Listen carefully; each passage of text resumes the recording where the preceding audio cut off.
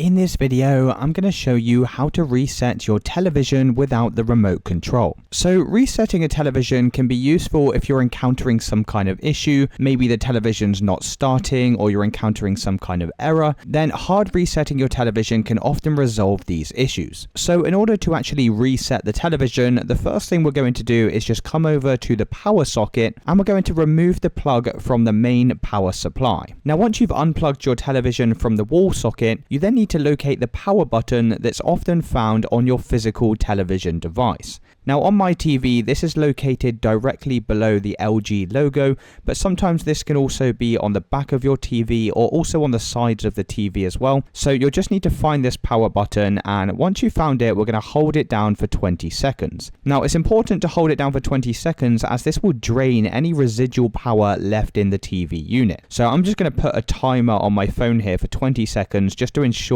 that we've actually waited the full duration. And once 20 seconds have passed, we can then release this power button, and then what you're going to do is leave the television unplugged for another 2 minutes. Now this will just make sure that all of that power has been drained from the TV, and once again it's a good idea just to use a stopwatch to ensure we wait that full 2 minutes. And once the 2 minutes have passed, we can then come back over to the power supply and we're just going to re-plug it back into the wall, and you can then try powering up your TV and checking to see if that's now solved your issue. If it doesn't work the first time round, you can also repeat this process, so you can try it for a second or even third time. And it's really as simple as that, guys. If you did find this video helpful, then let me know in the comments and I'll see you in the next one.